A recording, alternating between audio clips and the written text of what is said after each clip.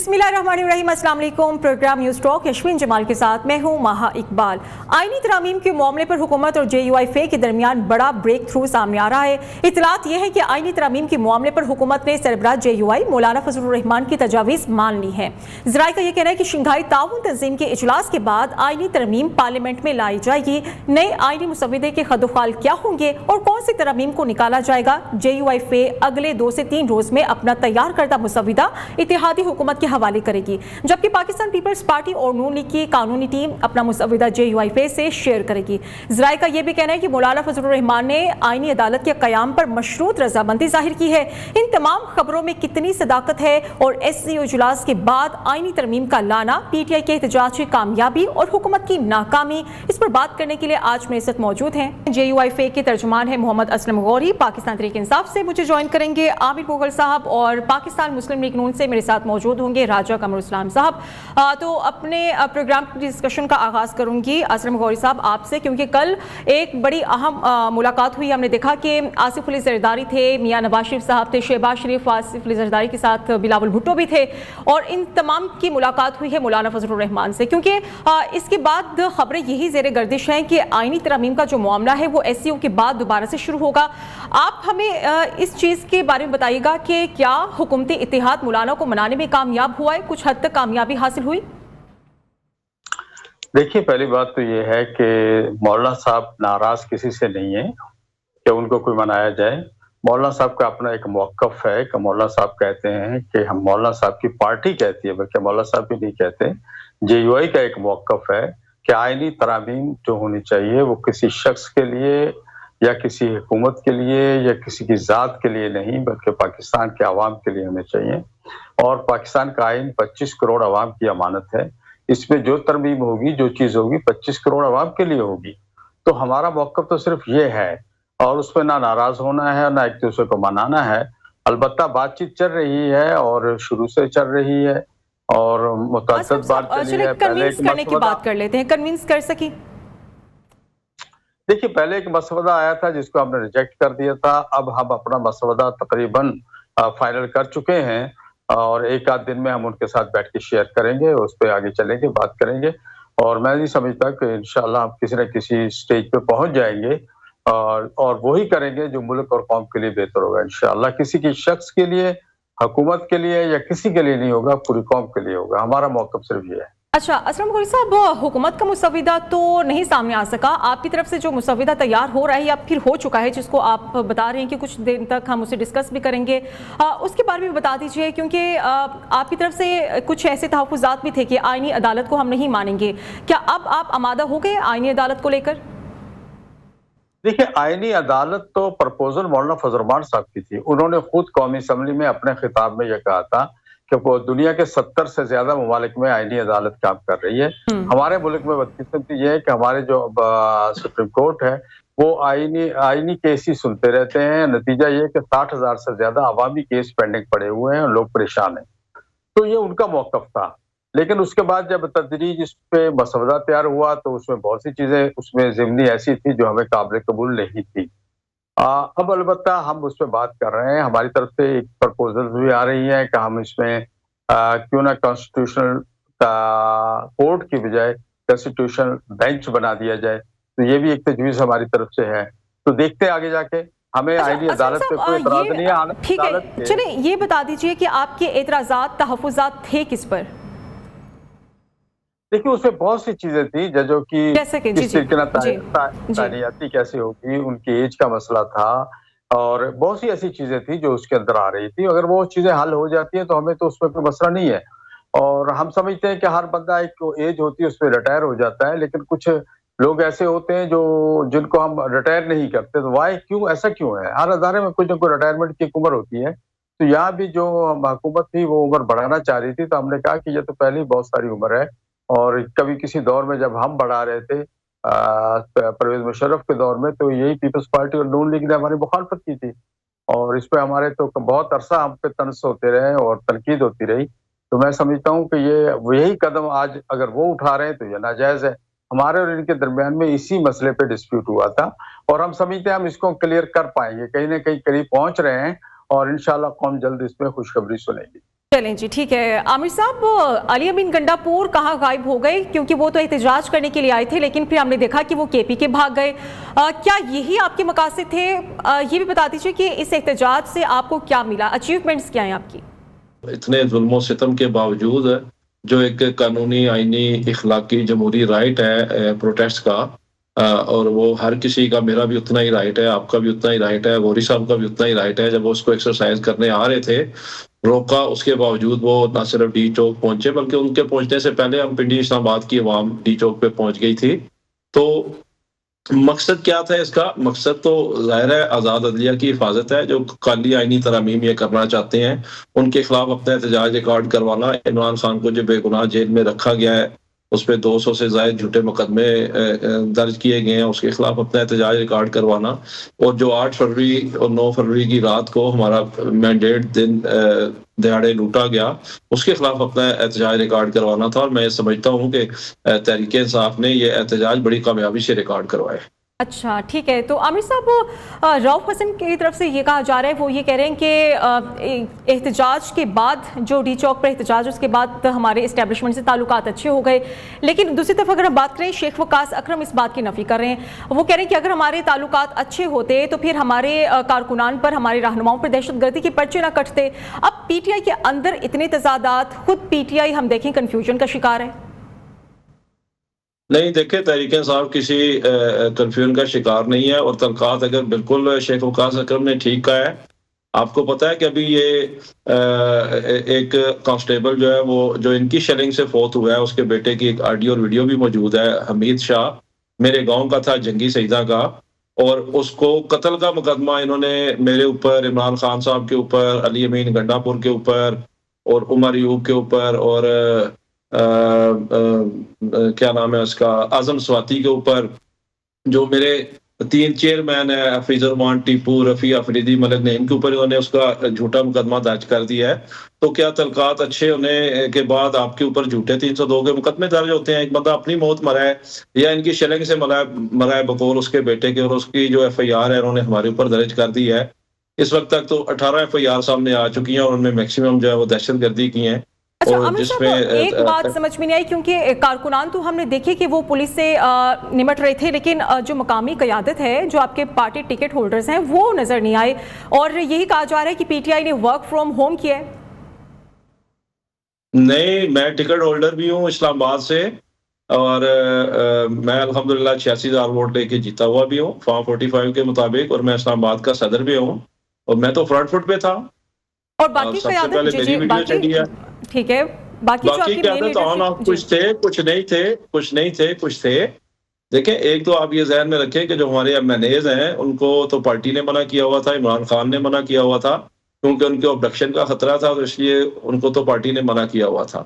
باقی کچھ لوگ آئے ہیں اور کچھ واقعی نہیں بھی آئے. تو بہرحال کارکنان آئے ہیں، اور ڈی چوک جو ہے وہ، اس پہ ہم نے جو احتجاج کا اعلان کیا تھا وہ ہم نے کیا. اپنا قانونی آئینی جو رائٹ ہے ہم نے ایکسرسائز کیا ہے. اور دوبارہ بھی جب پارٹی کال دے گی، ہم ہر جگہ پہ احتجاج کریں گے.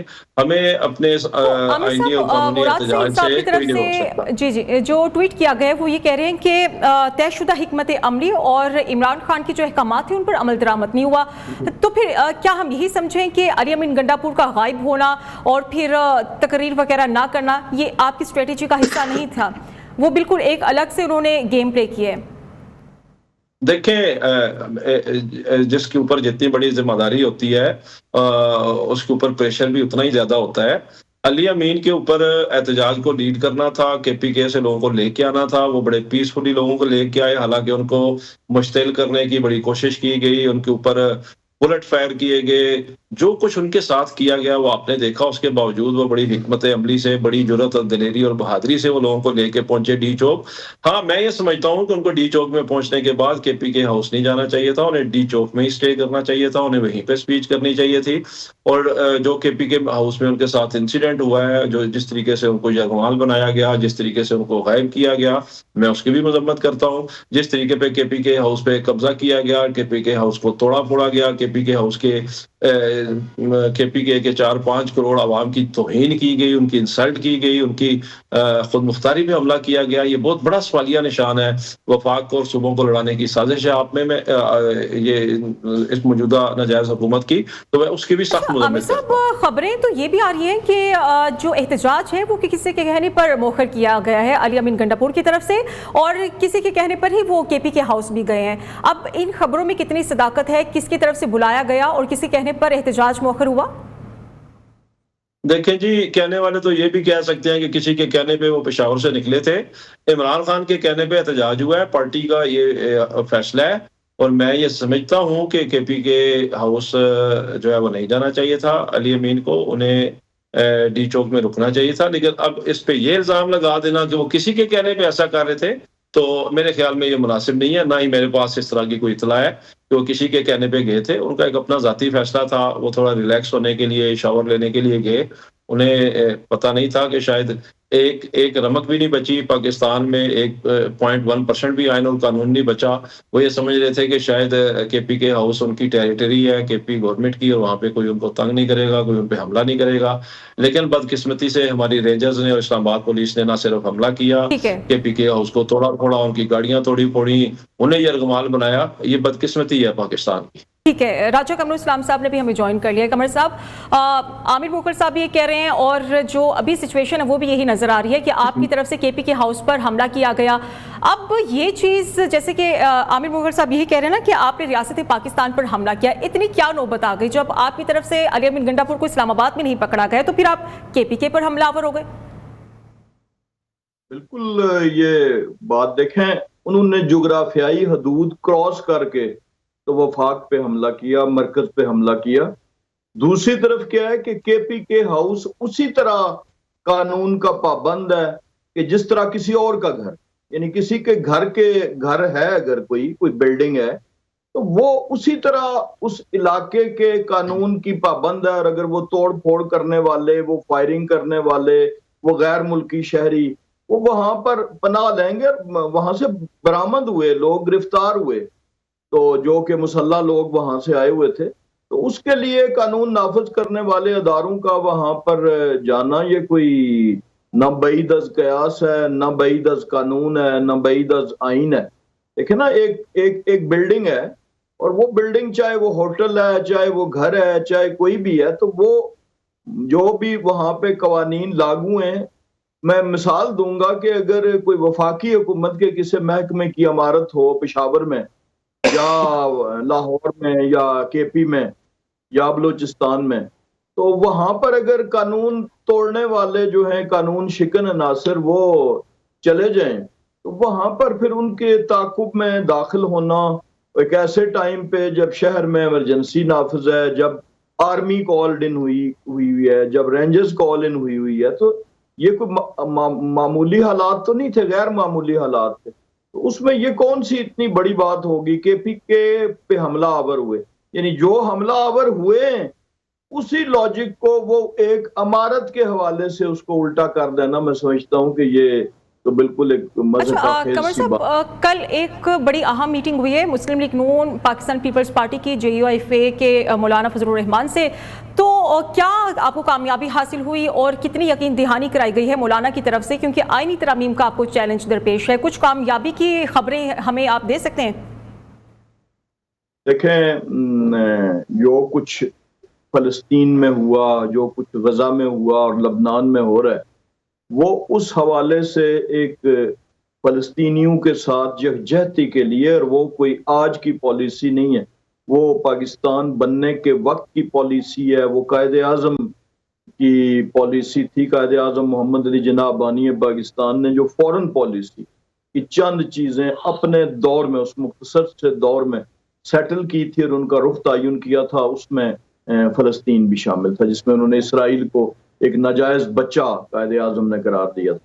اب اسی کنٹینیوٹی میں جماعت اسلامی نے یہ کہا کہ جی ہم 7 تاریخ کو یہ دن منائیں گے. جماعت نے کہا، پھر پاکستان پیپلز پارٹی سے جب جماعت کے امیر کی ملاقات ہوئی تو انہوں نے بھی اس کا ساتھ دینے کا اعلان کیا اس دن کے حوالے سے. پھر دیگر سیاسی جماعتیں بھی شامل ہوئیں. تو یہ ایک آل پارٹیز کانفرنس تھی اور اس میں ایک جو قابل میں سمجھتا ہوں ندامت بات تھی، جو شرمندگی کا باعث تھی کہ پاکستان کی تمام سیاسی جماعتیں فلسطینیوں کے ساتھ اظہار یکجہتی کے لیے شامل ہوئیں اور ایک جماعت اس میں شامل نہیں ہوئی، اور اس کا ٹھیک کہہ رہے ہیں قمر صاحب، اس پہ بھی ہم بات کریں گے۔ ویسے جو علی امین گنڈا پور یہ کہہ رہے ہیں کہ ہم جب احتجاج کی اجازت مانگتے ہیں تو ہمیں عجیب و غریب سی جگہ دے دی جاتی ہیں، جیسے کہ مویشی منڈی کی طرف سے، مویشی منڈی میں آپ کو جو آپ کی طرف سے اجازت سامنے آئی تھی کہ آپ وہاں پر احتجاج کریں، تو قمر صاحب اس سے تو جسچر یہ جا رہا ہے نا کہ آپ لوگ جانور سمجھ کر انہیں اس جگہ پر بھیج رہے ہیں، کیونکہ ان کے اپنے رہنما بھی یہ کہہ رہے ہیں کہ ہم کوئی جانور تھوڑی ہیں کہ ہمیں مویشی منڈی میں آپ جگہ دے رہے ہیں۔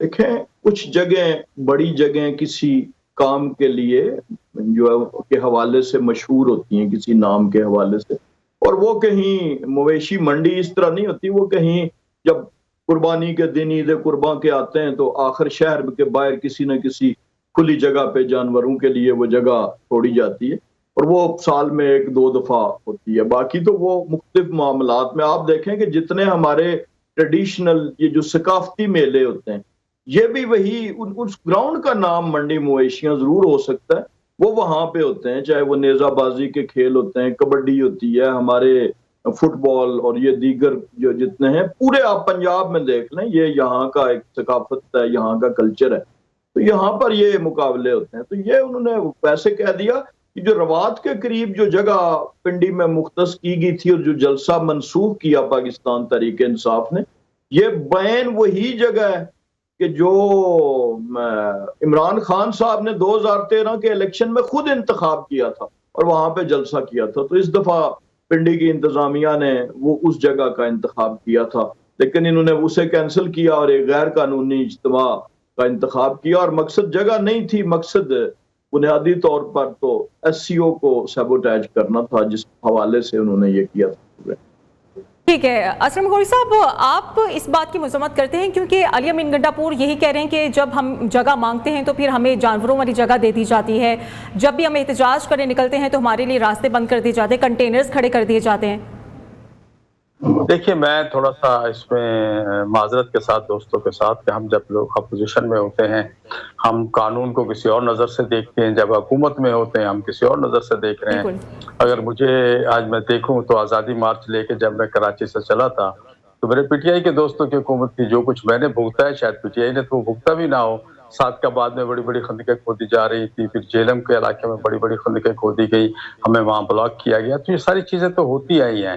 ہم جب حکومت میں ہوتے ہیں ہم اسی قانون کو اپنی مرضی کے مطابق استعمال کرتے ہیں، ہم جب اپوزیشن میں ہوتے ہیں ہم کہتے ہیں یہ درست نہیں ہے۔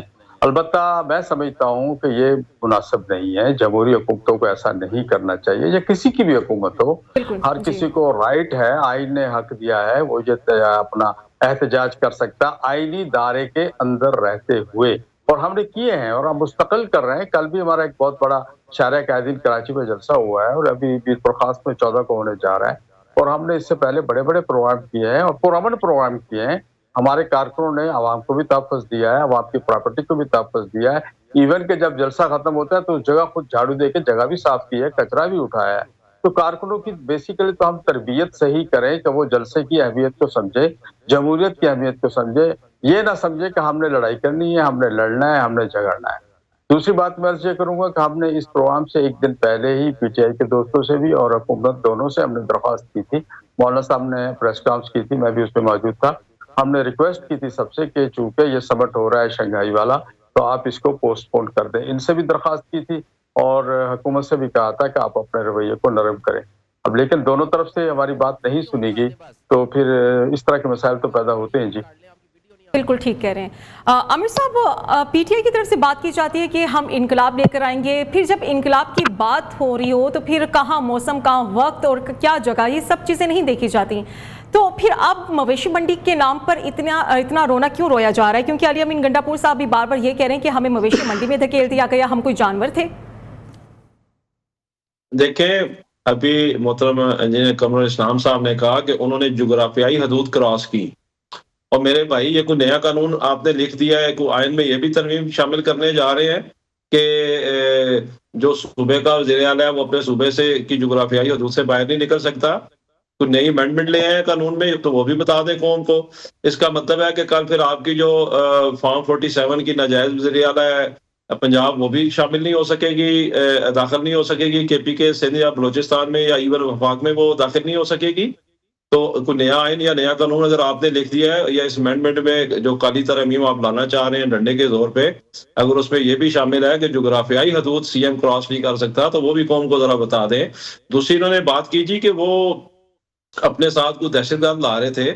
خدا کا خوف کریں, ایک 5 کروڑ عوام کا منتخب نمائندہ ہے, وہ اپنا ایک سیاسی رائٹ جو ہے وہ ایکسرسائز کرنے آ رہا ہے احتجاج کا, اور آپ کیا کہہ رہے ہیں کہ وہ چڑھائی کر رہا ہے, یلغار کر رہا ہے اور اپنے ساتھ کوئی دہشت گرد لے کے آ رہا ہے اور اپنے ساتھ کوئی اس طرح کے بندے لے کے آ رہا ہے. تو خبریں بھی سامنے آ رہی ہیں, ویڈیوز بھی ہم دیکھ رہے ہیں کہ آپ کے ہی جلسے میں افغان شہری بھی تھے, تو وہ افغان شہری کیا کرنے آ رہے تھے؟ کیونکہ آپ کو نہیں لگتا کہ صورتحال کشیدہ بھی ہو سکتی تھی؟ سن لینا جی, دیکھیں اگر ہمارا 10-20 ہزار کا مجمع ہے اور اس میں انجینئر قمر اسلام صاحب کہیں سے 4 افغان پکڑ کے لے آئے اور وہ کہتے ہیں کہ وہ تحریک صاحب کے ساتھ ہم آئے ہیں, تو یہ اتنا آسان تو نہیں ہوتا اس طرح ثابت کرنا. اس طرح تو ہم کو 20 افغان پکڑ کے لے آئیں گے اور کہہ دیں گے یہ انجینئر قمر اسلام صاحب نے ان کو بھیجا تھا کے پی کے میں بدامنی کے لیے. تو یہ 80-90 کی دہائی کی سیاست کرنا چھوڑیں. تحریک انصاف کا حق ہے, قانونی, آئینی, اخلاقی, جمہوری حق ہے احتجاج کرنا, وہ تحریک انصاف ایکسرسائز کرے گی. اور آپ شنگھائی سمٹ کے پیچھے چھپنے کی کوشش نہ کریں. قوم آپ کی یہ جو کالی ترامیم آپ کرنا چاہتے ہیں, اور ویسے بھی آپ کی تو خیر کیا جرت کیا اوقات ہے کہ آپ کریں گے, آپ کو تو مسودہ بھی پڑھنے کے لیے نہیں دیا جاتا, جنہوں نے کرنی ہے انہوں نے کرنی ہے. آپ کو تو صرف یہ کہا جاتا ہے کہ آپ اس پہ اسٹیمپ لگا دیں اور سائن کر دیں. تو کس طرح ہم اس کو تسلیم کر سکتے ہیں کہ آپ ایک ایسی ترامیم لائیں جس سے آپ شخصی آزادی ختم کر رہے ہوں, جس سے آپ آئین کا گلا گھونٹنا چاہتے ہوں, جس سے آپ سپریم کورٹ کی آزادی پہ پابندی لگانا چاہ رہے ہوں, جس میں آپ چیف جسٹس کی تعیناتی کا اختیار اس ڈمبی ناجائز وزیر اعظم کو دینا چاہ رہے ہوں, جس میں آپ روٹیشن کے نام پہ اپنے ناپسندیدہ ججوں کو پاکستان کے دوسرے کونوں میں پھینکنا چاہ رہے ہیں, جس طرح آپ ایسے ڈو کا ٹرانسفر کر دیتے ہیں. تو یہ ترامیم کو تسلیم نہیں کرے. ایسی نئی ترمیم تو نہیں لے کر آ رہی جس میں جغرافیائی حدود کچھ ایسے تو نہیں رکھنے جا رہے کہ سی ایم کراس نہیں کر سکتا. ایک بریک لے لیتے ہیں, بریک کے بعد اسی پوائنٹ سے ہم دوبارہ سے کنٹینیو کریں گے. اسٹے ود اس.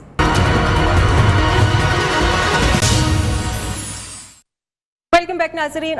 قمر صاحب, آپ سے سوال میرا یہ ہے کہ آئینی ترامیم, کیونکہ اب سب کی نظریں یہی ہیں, سب یہی جاننے کی کوشش کریں کہ کب آپ دوبارہ سے آئینی ترامیم کو لائیں گے اور آپ کی پریپریشنز کیا ہیں, کیونکہ خبریں سامنے یہ آ رہی ہیں کہ ہو سکتا ہے آپ یہ اب ڈیلے کر دیں معاملہ. اور بریک پر جانے سے پہلے عامر مغل صاحب یہ کہہ رہے تھے کہ افغان شہریوں کی بڑی آپ بات کر رہے ہیں کہ جلسے میں افغان شہری بلائے گئے تھے. وہ کہہ رہے ہیں کہ اب آپ اس بات کو ثابت بھی کریں کہ کہیں آپ لوگوں نے خود تو نہیں وہ افغان شہری احتجاج میں ڈال دیے. آپ کی ذمہ داری بھی تو بنتی ہے نا کہ آپ کو پتا ہو افغان شہری آ کہاں سے رہے ہیں. اور جغرافیائی حدود کو بھی کوئی آئینی ترامیم میں لا رہے ہیں, یہ بھی بتا دیں تاکہ ہمیں پتا ہو کہ جی یہ پوائنٹ بھی بریک سے پہلے بتائیے گا. قمر صاحب, میں بالکل تسلی سے جواب دوں گا, موقع تو دیں. دیکھیں آئینی حدود, جغرافیائی حدود کی میں نے یہ بات کی تھی کہ جب حملہ آور ہوتے ہیں, جب قانون توڑتے ہیں جس جغرافیائی حدود کے اندر, تو وہاں پر پھر قانون اپنا عمل درآمد کرتا ہے. اور یہی مثال میں نے دی تھی کہ اگر لاہور میں یا پشاور میں کوئی وفاقی حکومت کا کوئی دفتر یا ملکیت ہو تو کیا وہاں پر قانون شکن چھپے تو اسے چھوڑ دیا جائے گا کہ یہ وفاقی حکومت کا دفتر ہے یا گھر ہے یا ان کی ملکیت ہے. تو جغرافیائی حدود کا مقصد میں نے یہی کہا تھا. اور یہ جو اسٹریٹ فائرنگ ہوئی برہان اور یہ وہ اپنا وہ پتھر کون سی جگہ ہے جو وہاں پہ, تو اس میں جو 80 پولیس والے زخمی ہوئے فائر سے, یہ کیا کوئی فرشتوں نے آ کے کی تھی؟ اور جو پرامن 5 کروڑ کا نمائندہ ہے وہ ہتھیار ساتھ لے کے آتا ہے, ہتھیار والے ساتھ لے کے آتا ہے, وہ ہتھیار اس کے ہاتھ میں دیکھا جاتا ہے. وہ لوگوں کو اشاروں سے یہ کہہ رہے ہیں کہ جی آپ اس طرف فائرنگ کریں, ساتھ وہ فائر چلانے کی اشارہ کر کے اور اشارہ بھی کہ اس طرف فائر کریں. یہ ویڈیو سارے لوگوں نے دیکھی ہیں یا نہیں دیکھی ہوں تو اس سے پہلے کب کسی 5 کروڑ کے منتخب نمائندے نے کلاشنکوف ہاتھ میں لے کے تو جلسے میں شرکت کی ہے یا گاڑیوں کے شیشے توڑے ہیں؟ تو ذرا ساری چیزوں کو مد نظر رکھ کے جب آپ بات کریں گے تو خود بخود آ جائے گا چیزیں. دوسرا جو انہوں نے کہا جی کہ ججوں کی تعیناتی وزیر اعظم کرے گا، ابھی تو جو انڈر ڈسکشن ہے وہ صرف آئینی عدالت ہے، اور اس کا جو موڈ ہے کہ کیسے بنے گی کیا ہوگا، وہ تو جب پورا اس کا قانون کا آپس میں جب اتفاق رائے ہو جائے گا، جس میں سر فہرست مولانا فضل الرحمان صاحب ہیں، ایک اہم جماعت ہے جن کے ساتھ ابھی تک کنسنسس نہیں ہوا. اچھا قمر صاحب، آپ کو نہیں لگتا کہ معاملہ بھی تو آپ نے کنٹروورشل کیا؟ ابھی آپ کہہ رہے ہیں کہ ڈسکشن ہونی ہے، لیکن اس رات پتہ نہیں کیا اتنی جلد بازی تھی، کیوں آپ اتنے جذباتی ہو گئے کہ آپ نے کہا کہ آج ہی راتوں رات یہ تمام تر معاملہ حل ہو جائے؟ اسلم مکوری صاحب، اب یہ دیکھیں نا کہ ایک طرف پی ٹی آئی ہے تو دوسری طرف گورنمنٹ ہے، دونوں طرف سے ہم دیکھ رہے ہیں کہ بڑی یہ طنز و مزاح اور تنقیدی نشتر تو چلا دیے جاتے ہیں، لیکن معاملات تو پھر ایسے حل نہیں ہوں گے. حکومت اس ملک کو بھی تو لے کر چلے گی. آپ کو کیا لگتا ہے اب کیسے اقدام کرنے چاہیے، کیا حل نکلے گا ان تمام تر معاملات کا؟ دیکھیے، میں تو یہ سمجھ رہا تھا آپ کہنے لگی کہ بیچ میں آپ پھنسے ہوئے ہیں. حقیقت یہ ہے کہ ہم ادھر اپوزیشن میں بیٹھے ہوئے ہیں اور ان کو ساتھ پی ٹی آئی کے دوستوں کو بھی لے کے چلنا چاہتے ہیں. دوسری طرف وہ لوگ ہیں، حکومت ہے یا وہ لوگ ہیں جن سے ہمارے بہت پرانے تعلقات بھی ہیں، ذاتی تعلقات بھی ہیں، فیملی تعلقات بھی ہیں، سیاسی تعلقات بھی ہیں، مل کے تحریکیں بھی چلائی ہیں، مل کے حکومتیں بھی کی. لیکن مقصد وہی ہے کہ سیاست اپنی اپنی ہوتی ہے. تو ہم نے جو ان کی شروع سے ترجیحات کی جو بات چیت ہوئی تھی، تو ایک لمبا چوڑا ایجنڈا تھا جو ہمارے مذاکرات کے بعد آہستہ آہستہ کم ہوتا رہا. ہم پی ٹی آئی کے دوستوں سے شیئر کرتے رہے، یہ آتے رہے پی ٹی آئی کے ساتھی ہمارے پاس، ہم ان سے بھی شیئر کرتے رہے ہیں. اب بھی ہماری کوشش یہ ہوگی کہ ہم جس چیز پہ ہم کنسنسس سے جو چیز لے آئیں، پی ٹی آئی کے ساتھیوں کو بھی اس میں اطمینان میں لے لیں اور یہ بھی اطمینان کے ساتھ ہو جائیں. ہم ملک کے لیے اچھا کریں، قوم کے لیے کریں. اور میں سمجھتا ہوں مسلم لیگ کو یا پیپلز پارٹی کو یا حکومتی اتحاد کو اس پہ کوئی اعتراض بھی نہیں ہے کہ پی ٹی آئی کو اعتماد پہ لیا جائے، اور ہم اس پہ کام کر رہے ہیں. ہم نے اپنا مسودہ انشاءاللہ کل یا پرسوں تک دے دیں گے حکومت کو، اور پی ٹی آئی کے ساتھیوں کے ساتھ بھی شیئر کریں گے، ان کے ساتھ ہی بیٹھیں گے. مقصد یہ ہے کہ ایسی ترمیم آنی چاہیے جس پہ کسی کو کل کو اعتراض نہ ہو. جو آئینی ترمیم ہے یہ روز روز نہ ہوتی ہے نہ ختم ہوتی ہے. تو یہ مسئلہ صرف یہ ہے، اور میں سمجھتا ہوں یہ مسئلہ حل ہو جائے گا. باقی رہ گیا احتجاج کا. پی ٹی آئی کا اپنا انداز ہے احتجاج کرنے کا، حکومت کا اپنا انداز ہے اس کو ہینڈل کرنے کا. میں سمجھتا ہوں دونوں چیزیں غلط ہیں. نہ ان کو اس انداز میں احتجاج کرنا چاہیے کہ اسلحہ لے کے چڑھائی کرے کسی بھی جگہ پہ. اور ہم آئے کراچی سے آئے تھے، ہمارے پاس تو ڈنڈے تھے. تو آپ کو یاد ہوگا بڑا شور مچا تھا کہ مولانا فضل الرحمان کے فوجی آ گئے ہیں، وردیاں یہ پہنی ہوئی، ہاتھوں میں ڈنڈے ہیں اور پتہ نہیں کیا کچھ ہے. صرف ڈنڈے تھے وہ اپنے کارکنوں کو کنٹرول کرنے کے لیے. تو میں سمجھتا ہوں کہ ہمیں احتجاج کو احتجاج کا رنگ دینا چاہیے، جمہوری احتجاج کا رنگ دینا چاہیے. آئین کے اندر جو اسلم صاحب، مولانا بڑے زیرک سیاستدان ہیں، اس میں کوئی شک نہیں. تو آپ ہی ان تمام تر معاملات کو سلجھا دیں. پی ٹی آئی اور نون لیگ کے درمیان جتنے بھی ہم دیکھ رہے ہیں کہ کلیشز ہیں، ان کو کچھ حد تک منیمائز تو کریں. دیکھیں، ہمارے پاس ایسی خبریں آ رہی تھی کہ ہم نے ایک دن پہلے پریس کانفرنس کی. ہمارے پاس یہ ساری چیزیں آ رہی تھی کہ وہاں کے حالات کے پی کے سے کچھ لوگ آ رہے ہیں. دیکھیں، اس میں لازمی نہیں ہوتا کہ سیاسی پارٹی کچھ کرتی ہے، کچھ لوگ اس میں داخل بھی ہو جاتے ہیں. جب لوگ ہزاروں کی تعداد میں ہوں یا سینکڑوں کی تعداد میں ہوں تو کچھ بیچ میں لوگ شامل بھی ہو جاتے ہیں، کچھ کر بھی دیے جاتے ہیں، کچھ ہو بھی جاتے ہیں، اور معاملہ بعض اوقات کنٹرول سے باہر ہو جاتا ہے. یہ تو احتجاج کرنے والی پارٹی کے اوپر ڈیپینڈ کرتا ہے کہ وہ اپنے پروگرام کو، اپنی چیز کو کیسے اس کو کنٹرول کر کے اپنے مجمع کو اور لوگوں کو لے جایا جائے. میں یہ نہیں کہتا کہ حکومت خود لے کے آئی، ہو سکتا ہے. بہرحال یہ باتیں تو کلیئر ہے جو راجہ صاحب فرما رہے ہیں کہ خود گنڈاپور صاحب نے کلاشنکوف بھی پکڑی، گاڑی کا شیشہ بھی توڑا. یہ خیر ان کے منصب کے مناسب نہیں ہے، جس منصب پہ بیٹھے اس کی شایان شان نہیں تھا. لیکن یہ کہ پھر اس کے بعد ان کے جلوس میں کچھ لوگ آئے، آپ نے دیکھے انٹرویو چلے گا، کسی نے غلیل پکڑی ہوئی ہے، کسی نے کلاشنکوف پکڑی ہوئی ہے. میں سمجھتا ہوں یہ چیزیں غلط ہے. ہم جمہوری لوگ ہیں، ہم جمہوریت کی جب بات کرتے ہیں تو جمہوری انداز میں بات کریں. پھر ہم میں اور ٹی ٹی پی میں کیا فرق رہ جائے گا اگر ہم یہی کام کریں گے. جی صحیح کہہ رہے ہیں بالکل. تو عامر صاحب، آپ کے رہنماؤں کی طرف سے کہا جا رہا ہے، جیسے کہ علی امین گنڈاپور بھی کہہ رہے تھے کہ ہم باری پی ٹی آئی کو رہا کرائیں گے. اس مقصد کے لیے آپ احتجاج کرتے ہیں، پھر ہم دیکھتے ہیں کہ اس احتجاج میں آپ کے کئی رہنما گرفتار ہو جاتے ہیں. اب یہ پھر پکڑ دھکڑ، گرفتاری، احتجاج، یہ گیم تو چلتا رہے گا. آپ کو نہیں لگتا کہ اپنے مقاصد کو حاصل کرنے کے لیے آپ گورنمنٹ کے ساتھ بیٹھیں، ایک ٹیبل پر بیٹھیں، کچھ مذاکرات کی طرف آئیں؟ دیکھیں جی، میں تو حیران ہوں، اور میں قمر اسلام راجہ صاحب سے کہنا چاہتا ہوں کہ یہ اس وقت ان کی جو پارٹی ہے یہ آگ کے ساتھ کھیل رہی ہے. ایک 4-5 کروڑ کا صوبہ ہے، اس کا منتخب وزیر اعلیٰ ہے. اس پارٹی نے تو خیر وفاق میں بھی 2/3 اکثریت لی ہے اور صوبے میں بھی ہماری پارٹی نے لی ہے. یہ علیحدہ بات ہے کہ وفاق میں انہوں نے ہم سے اور پنجاب میں چھین لیا ہے. آپ بار بار اس پہ جھوٹے الزام لگا رہے ہیں اور ٹی وی پہ بیٹھ کے لگا رہے ہیں کہ وہ بندوقیں لے کے آتا ہے کلاشنکوف. ایک ویڈیو چلا دیں, چلیں جی آپ دیں ذرا ابھی مہا اقبال کو دیں ویڈیو جس میں اس کے ہاتھ میں کلاشنکوف ہے. خدا کا خوف کریں, اسکرین پہ بیٹھ کے آپ جھوٹ بول رہے ہیں اور جھوٹے الزام لگا رہے ہیں منتخب وزیر اعلیٰ پہ. دکھائیں ذرا کون سی کلاشنکوف ہے اس کے ہاتھ میں. آپ کو اس بات پہ شرم آنی چاہیے اس گورنمنٹ کو. بالکل عامر صاحب آپ اپنی سی ایم کے بیان کی نفی کر رہے ہیں نا, پھر آپ اس بات سے اتفاق نہیں کر رہے جو علی امین گنڈاپور کی طرف سے بات کی گئی, تقریر کی گئی ہے اسمبلی کے اندر. جی میں اس سے ایگری نہیں کر رہا. میرے خیال میں ملکی یا قومی مفاد کی خاطر وہ پھر ایک آگے چلنا چاہ رہے ہیں, اور جو ان کے ساتھ جو مس ہیپ ہوا ہے اور جو ان کے ساتھ ظلم و ستم ہوا ہے وہ فی الحال قوم کے سامنے نہیں لا رہے, میرا یہ خیال. ٹھیک ہے, تو راجہ قمر صاحب علی امین گنڈاپور کہہ رہے ہیں کہ میں بھاگ گیا تھا, 12 اضلاع میں نے کراس کیے, میں تو چھت پر لیٹا رہا. ویڈیو دکھائیں جی, کلاشنکوف والی ویڈیو مہا آپ بھی دکھائیں, یہ بھی دکھائیں. تو عامر صاحب ٹھیک ہے, یہ ہم قمر سلام صاحب سے بات کرتے ہیں. قمر سلام صاحب, کون سی ویڈیو ہے جس میں آپ کہہ رہے ہیں کہ وہ کلاشنکوف لے کر باہر نکلے, اور کیونکہ اب وہ انقلاب لانے کی کوشش کر رہے ہیں, اگر آپ انہیں راستہ دیں گے تو پھر وہ انقلاب لے کر آئیں گے. کیوں آپ اتنے کنٹینر سے, پھر وہ یہ کہتے ہیں کہ اتنی شیلنگ کی گئی, میں نے تو اپنی زندگی میں کبھی اتنی شیلنگ بھی نہیں دیکھی. اتنے حربے استعمال نہ کریں قمر صاحب. جی میرا خیال ہے میرے بھائی, محترم بھائی بہت اچھی گفتگو کر رہے ہیں, لیکن یہ کچھ دن شاید یہاں پہ نہ ہوئے. یہ پورے نیشنل میڈیا پہ چلی تھی جب وہ ایک کلاشنکوف لے کے نکلے, اور پھر انہوں نے جو آگے دکھا دیں یا کچھ سارے میڈیا نے دیکھی. ابھی میں آف ہینڈ تو میرے پاس نہیں ہوگی, تو لوگ سن رہے ہیں وہ ریکال کر لیں گے. جہاں پہ بھی ہمارے محترم صاحب آپ دیکھ لیں, کلاشنکوف کی کوئی ویڈیو نہیں ہے, دیکھ لیں آپ. تب تک اپنا بیان جو ہے وہ واپس لے لیں, اگلے میں ٹائم رکھ لیں, آپ دکھا دیں گے.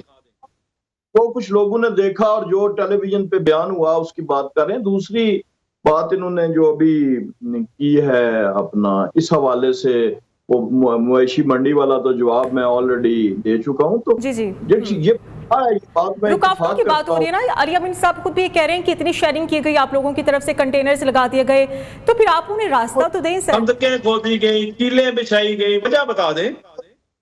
یہ آپ ذرا موقع دے دینا جی, میں تو آپ کی بات سنتا رہا ہوں. دیکھ, یہ جو ٹیئر گیس کے شیل لانگ رینج برآمد ہوئے ہیں ریسکیو کی گاڑیوں سے, یہ کیا سرکار کے پیسے سے اور ٹیکس پیئرز کے منی سے کے پی میں امن و امان کے لیے نہیں خریدے گئے تھے, جو یہاں لائے گئے پولیس کو کاؤنٹر کرنے کے لیے اور پولیس پر پھینکے گئے. جو ہتھیار اس کو ہوئے 2-4 افغانی نہیں تھے, 120 تو اریسٹ ہوئے ہیں, اور اس کے علاوہ لاتعداد ویڈیوز ہیں مسلح لوگوں کی. وہاں سے جب چلے تو تب بھی مسلح تھے, گاڑیوں سے ویڈیوز بنائی گئیں, سارے نیشنل میڈیا پہ چلی. تو اب کس سے آپ انکار, اس کا بہتر موقف محل ہے. آپ یہ اختیار کر سکتے تھے کہ یہ جب بڑا ایسا مارچ ہوتا ہے تو اس میں ایسے مسکرینٹس جو ہوتے ہیں, دہشت گرد جو ہوتے ہیں, اینٹی اسٹیٹ ایلیمنٹس ہوتے ہیں, وہ شامل ہو جاتے ہیں یا ہو سکتے ہیں. یہ زیادہ بہتر میری نظر میں, بجائے یہ کہنے کے کہ سرے سے تھے ہی نہیں. 2-4 تو حکومت مینج کر لیتی. یہ جو سینکڑوں کے حساب سے آئے, یہ کیسے آئے ہیں, یہ جو سرکاری یہ جو کرین تھے, یہ کیا کہاں سے, ابھی نیار کا بیان آیا. قمر صاحب ایک بڑی عجیب سی بات یہ بھی ہے, جی علی امین گنڈاپور ویسے تو اسلام آباد میں آئی نہیں, انہیں تو یہ چاہیے تھا نا کہ وہاں پر موجود کارکنان کے ساتھ ہوتے اور پولیس کا مقابلہ کرتے, لیکن اسمبلی میں آ کر وہ پھر آئی جی اسلام آباد کو دھمکی بھی دے رہے ہیں. وہ کہہ رہے ہیں کہ تم سے میں نمٹ لوں گا, تم جو ہمارے خلاف حرکتیں کرتے پھر رہے ہو. اگر ان میں اتنا ہی دم تھا تو پھر وہ اسلام آباد سے پیچھے نہ ہٹتے, وہیں پر مقابلہ کرتے ان تمام چیزوں کا. یہ بیان بھی تبدیل ہو گیا. اب وہ کہہ رہے ہیں کہ 4 گھنٹے کے پی ہاؤس میں رہا, اور انہوں نے جو ضلع گنے وہ صرف اس میں چین کا بارڈر رہ گیا, باقی انہوں نے پورا ضلع شانگلہ بھی اور پتہ نہیں کون کون سے گن گئے. جب آپ مارگلہ کراس کر کے تو قمر صاحب ان کی طرف سے مطالبہ بھی کیا جا رہا ہے کہ آئی جی اسلام آباد کو ہٹاؤ, ورنہ پھر ہم آ جائیں گے اسلام آباد, ہم پھر ڈی چوک پر آئیں گے احتجاج کرنے کے لیے. پھر آپ تو تیاری پکڑ لیں. بھاگ آپ خود گئے ہیں, اور پہاڑ کراس کر کے 1 گھنٹے کا راستہ ہے. یہ منال ریسٹورنٹ سے کوئی غالباً 2 کلومیٹر آگے صوبہ کے پی شروع ہو جاتا ہے. تو یہ اتنے 12 اضلاع خالی جیب, یہ کہانیاں تو ہم بچپن میں پڑھا کرتے تھے عمران سیریز کی جاسوسی ناول. اور آج انہوں نے بیان تبدیل کر دیا. پہلے وہ پوری رات چھت پہ رہے تھے, اب انہوں نے کہا ہے میں صرف 4 گھنٹے رہا اور پھر میں نے کسی کو کہا کہ میرے لیے گاڑی کا بندوبست کرو، اور جب وہ وہاں سے نکل گئے تو انہوں نے کوئی وہ غالباً سوات، شانگلہ، بہت سے اضلاع آج اسمبلی کی اپنی گنوائیں. تو اب یہ کس کس بات کی تردید کریں گے، کس کس بات کو جھٹلائیں گے؟ جس وزیر اعلیٰ اسمبلی کے فلور پہ جھوٹ بولے، جیسے انہوں نے خود کہا کہ جی وہ تو بالکل جو ہے وہ غلط بیانی کر رہے ہیں اور مفاد میں کر رہے ہیں، یعنی ملک کے وسیع تر مفاد میں اسٹیٹ فائر کرائے، ملک کے وسیع تر مفاد میں مسلح لوگوں کو لے کے آئے، ملک کے وسیع تر قمر صاحب ایک بات کا کریڈٹ تو آپ دینا کہ اتنی تمام تر پابندیوں کے باوجود علی امین گنڈا پور پہنچے ہیں اسلام آباد، وہاں پر احتجاج ہوا ہے. ایک بریک لے لیتے ہیں، بریک کے بعد دوبارہ سے حاضر ہوں گے.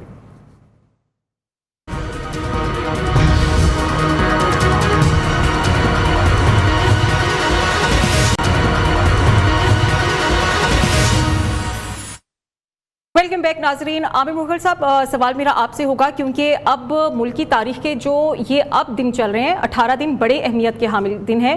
ہم دیکھیں چیف جسٹس قاضی فائز عیسیٰ کی بھی ریٹائرمنٹ ہونے جا رہی ہے. اب آپ کو کیا لگتا ہے کیا معاملات طے پانے جا رہے ہیں؟ کیونکہ وزیر دفاع خواجہ آصف یہ کہہ رہے ہیں کہ جو بانی P T I Imran Khan ہے وہ اسٹیبلشمنٹ کے لیے استعمال کر رہے ہیں علی امین گنڈا پور کو. اس بیان کو بھی آپ کیسے دیکھتے ہیں؟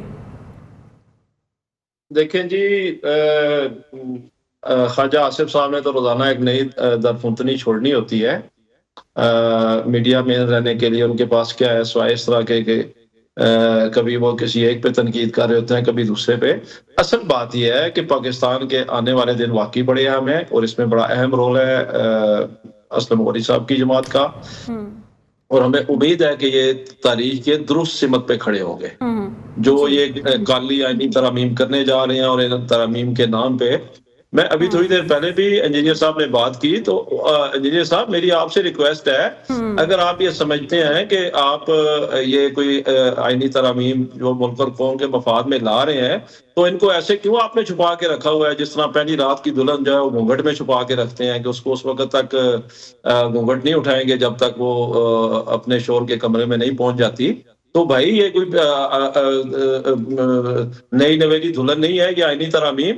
اگر آپ یہ سمجھتے ہیں کہ یہ قوم اور ملک کے مفاد میں ہے تو ان کو لے کے آئیں قومی اسمبلی میں، ان پہ ڈیبیٹ ہونی چاہیے، پتہ چلنا چاہیے کہ کون کون سی آپ آئینی ترامیم لا رہے ہیں. آپ کو تو یار تسلیم کر لینی چاہیے آپ کو حقیقت کہ آپ کے پاس بھی وہ مسودہ نہیں ہے. آپ کو بھی وہ اینڈ ٹائم پہ جو ہے نا وہ دیا جاتا ہے کہ جاؤ جا کے، چونکہ ایک دفعہ آپ کمپرومائز ہوئے، آپ نے 8 فروری کو الیکشن ہارنے کے بعد آپ نے اطلاعات یہ بھی ہے کہ پیپلز پارٹی اور جے یو آئی فے کی طرف سے ایک مسودہ بھی تیار کیا گیا ہے. اسلم غوری صاحب جی سیاسی آپ کو سائن کرنے پڑیں گے.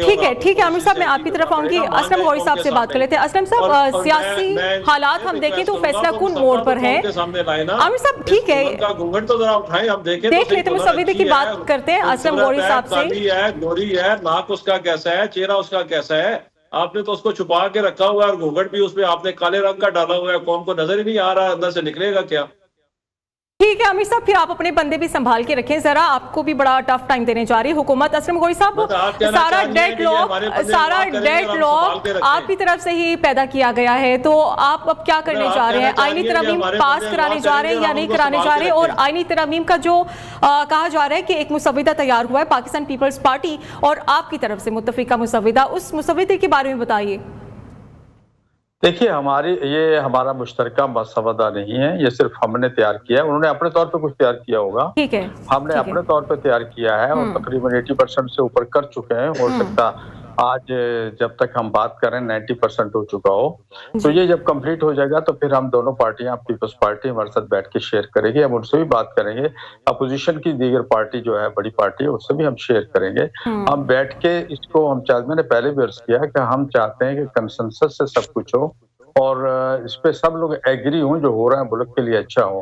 اور اس میں وہ کانسٹیٹیوشن جو کورٹ ہے وہ پڑھنا کوئی جرم نہیں ہے یا غلط نہیں ہے، لیکن اس کے اندر کیا ہوگا، اس کے مضمرہ، اس کا فائدہ کس کو پہنچے گا، صورتحال بھی آپ کلیئر کر دینا. آپ بھی یہ فائنل ڈیسیژن لے لے کہ آپ نے کس کی طرف جانا ہے، حکومت کا ساتھ دینا ہے یا پھر اپوزیشن کی طرف جانا ہے. देखिए नहीं, ना हम उनकी तरफ है, ना हम कौम के लिए जो अच्छी चीज काम होगा वो हम करेंगे। आप देखिए, हम अमेंडमेंट खुद तैयार कर रहे हैं, और देखिए अपोजिशन हो या हुकूमत हो, हम इनको फ्रीक नहीं बनाते, ये सब के सब पार्लियामेंट का हिस्सा हैं। हम भी अपोजिशन में हैं, हम सब पार्लियामेंट का हिस्सा हैं, और हमेशा ये थोड़ी होता है कि या मेरी या तेरी, नहीं, ये नहीं है। अक्सर देखिए, आइन में 18वीं तरमीम जब हुई थी, 7-8 महीने लगे थे उस तरमीम में, और तमाम पार्टियां थी, आज तक कभी उस पर किसी ने उंगली नहीं उठाई। उसकी वजह यही है कि सब उसमें शामिल थे। तो मैं समझता हूँ कि आईनी अमेंडमेंट है, इसमें हम सब शामिल होंगे, और इंशाअल्लाह तो बिल्कुल असलम ऐसा साहब, होगा। आपके 18 दिन कब पूरे होंगे? क्योंकि 18 दिन का गालिबन वक्त मांगा गया था। आपको नहीं लगता कि अब ये जो डेडलॉक की सूरत हाल है, इसे खत्म कर देनी चाहिए? ये डेडलॉक तो नहीं है, डेडलॉक नहीं है, मैंने कहा डेडलॉक कहीं भी नहीं है। और डेडलॉक तो सूरत में होता है कि जी पार्लियामेंट में पेश किया गया है, अब वो पास नहीं हो रहा है, या कोई और सूरत हाल है। डेडलॉक तो कहीं भी नहीं है। अभी तो हम अपने तौर पर तैयार कर रहे हैं, वो अपने तौर पर तैयार कर रहे हैं। मैं समझता हूँ ये डेडलॉक नहीं है, और हम अच्छी तरफ जा रहे हैं, हुकूमत भी, अपोजिशन भी। अपोजिशन से मुराद ये सिर्फ मैं नहीं हूँ, मेरे साथ मेरे दूसरे इत्तेहादी अपोजिशन की पीटीआई है, या दूसरे लोग भी हैं। तो अपोजिशन भी अच्छी तरफ जा रही, वो भी अच्छी जा रहे हैं, और मैं समझता हूँ कि जो हम मसवदा बना रहे हैं वो सबको काबिल कबूल होगा। हम मुल्क के लिए, कौम के लिए और आवाम के लिए बनाना चाहते हैं, जिससे आवाम का 25 करोड़ आवाम का फायदा हो, किसी शख्स का, किसी जात का, किसी अदारे का फायदा ना हो। ठीक है, तो कमर साहब आप ही सूरत हाल को क्लियर कर दें। मौलाना की तरफ अगर हम देखें, वहाँ से तो कुछ मुश्किल हालात भी सामने आएंगे, आपको टफ टाइम देने की कोशिश की जाएगी। 10-15 अगर आप बंदे तोड़ भी दें तो आपके लिए क्या मुश्किल होगी पीटीआई की तरफ से? क्योंकि ये काम तो होता रहे माजी में भी, जब अपना फायदा देखना जाना लगता है तो फिर बंदे तोड़ने की कोशिश होती है दोनों अतराफ से। अब तो काजी साहब ने आपको सहूलत फराहम कर दिया है इंजीनियर साहब, कि बड़ी जरूरत होती है। ये जैसे अभी गौरी साहब ने कहा, ये बिल्कुल ठीक फरमाया कि कुछ तजावीज लेके एक जमात आती है कि हम यूं करना चाहते हैं, दूसरी जमात के साथ आमना सामना होता है, वो अपनी राय देते हैं। मुसवदा उस चीज को कहते हैं जब ड्राफ्ट बिल बनता है, जो कि काबीना में जाता है। असेंबली का एक तरीका कार है, ये जो अभी मुझे भाई कह रहे थे कि जी आप असेंबली में लेके आए, असेंबली में तो तब लेके आएंगे कि जब उसकी सारी नोक पलक संवारी गई होगी, उसमें कॉमा फुल स्टॉप पे कई दफा इख्तलाफ राय हो जाता है कि जी यहाँ पे सेमी कॉलन होना चाहिए या कॉमा। इसके बाद उसे जब असेंबली में लाने से पहले काबीना अप्रूव करती है, ये एक सिस्टम है। हाँ, अलबत्ता जब उस जमाने में एक दिन में 72 जो बिल असेंबली में ले होते थे, तो उस वक्त शायद ये दस्तखतों वाला ये जो आज इल्जाम लगा रहे हैं, ये दस्तखत उस वक्त लिए जाते थे। 80 बिलों पे एक दिन पे दस्तखत करना बड़ा मुश्किल होता है। ये तो एक अमेंडमेंट है, एक अमेंडमेंट बिल होगा अगर इत्तेफाक राय हुआ।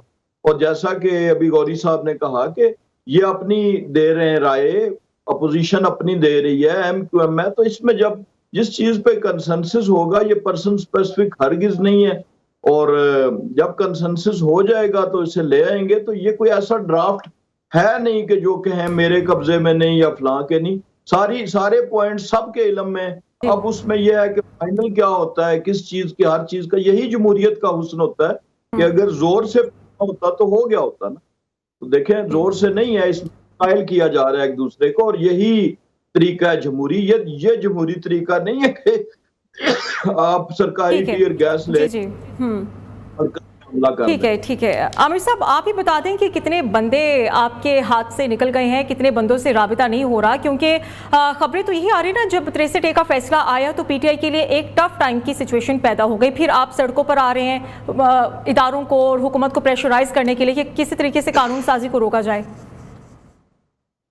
देखें जी, अभी इंजीनियर साहब ने ना बड़ी खूबसूरत मंजरकशी की है। ओ भाईजान, जब आपने आइन साजी करनी हो, हम सादा कानून साजी की बात नहीं कर रहे। और ये भी आपने ज़हन में रखना है इंजीनियर साहब कि एक दिन में सबसे ज्यादा कानून पास करवाने का वर्ल्ड रिकॉर्ड भी आपके पास है। आपने जो हमारी गवर्नमेंट छीनी थी हमसे, अमेरिकी नापाए जनरल बाजवा के साथ मिलके, उसके आखिरी दिनों में 2023 में आखिरी दिनों में एक दिन में आपने 62 कानून पास करवाए हैं कौमी असेंबली से। तो ये वर्ल्ड रिकॉर्ड भी आपके पास है, ये तमगा जुर्रत भी नून लीग को मिलेगा। अब आते हैं ये आईनी तरामीम के बारे में। तो भाई आप फेडरल कैबिनेट से मंजूर करवा के उसको डिबेट के लिए पेश करते हैं कौमी असेंबली में, اس کو اوپن کرتے ہیں, ساری پارٹیز اس کو دیکھتی ہیں, پھر اس پہ ساری اپنی رائے دیتی ہیں, پھر اس پہ ایک ہیلدی ڈیبیٹ ہوتی ہے قومی اسمبلی میں. آپ نے پچھلی دفعہ جو ناکام کوشش کی ان کو منظور کروانے کی, آپ کے اپنے فیڈرل منسٹر جو لا ہے اعظم نذیر تارڑ, ان کا بیان تھا کہ ابھی مجھے مسودہ ملا ہے. آپ کو تو مسودہ دیکھنے کے لیے نہیں دیا جاتا, اور ابھی بھی یہی صورتحال ہے. آپ کو مسودہ اسی وقت دیا جائے گا جب قاضی فائز عیسیٰ صاحب کی سہولت کاری کی وجہ سے جو اب انہوں نے راستہ کھولا ہے کہ آپ ہمارے امیدواروں کو ان کو اغوا کریں. آج ہمارے امیدوار ہیں MNA ریاض فتیانہ, ان کے بیٹے کو دوسری دفعہ اٹھا لیا گیا ہے.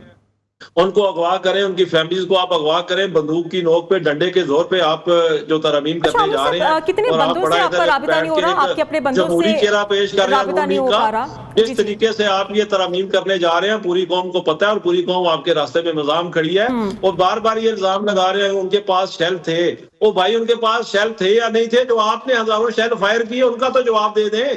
جو پتھر گڑھ میں آپ نے روکا علی امین کو, جو کٹی پہاڑی پہ آپ نے روکا علی امین کو, جو ہزاروں گیس کے شیل فائر کیے, جو آپ نے ہیلی کاپٹر سے اس پہ شیلنگ کی, جو آپ نے خندقیں کھودی, جو آپ نے بیچ میں کیلیں ڈال دی آپ نے موٹر وے پہ, جو آپ نے اسلام آباد کے ہم تو علی امین جانے سے پہلے میں نیچے پہنچ گیا تھا. میرے صاحب اسلام آباد کی کارکنان تھے, عوام تھی. آپ نے ہمارے اوپر کیوں ٹیئر گیس پھینکی, آپ نے ہمارے اوپر کیوں ربڑ کی بلٹ فائر کی؟ آپ اس کا جواب دیں. یہ سوال آپ نے کئی بار پوچھ لیا اس پروگرام میں. ٹھیک ہے, اب ملک کی سیاست انتہائی اہم موڑ میں داخل ہو چکی ہے. 18 دن ہیں, ان 18 دن میں کچھ بھی اہم ڈیسیژنز لیے جا سکتے ہیں. پروگرام کا وقت ختم ہو گیا ہے, لیکن عامر صاحب کی جو ابھی اتنے سوال ہیں اتنے, وہ بھی ہم اگلے آنے والے دنوں میں لازمی حکومتی نمائندگان کے سامنے رکھیں گے اور ان کے جواب تلاشنے کی کوشش کریں گے. مجھے اجازت دیجیے گا, اللہ حافظ.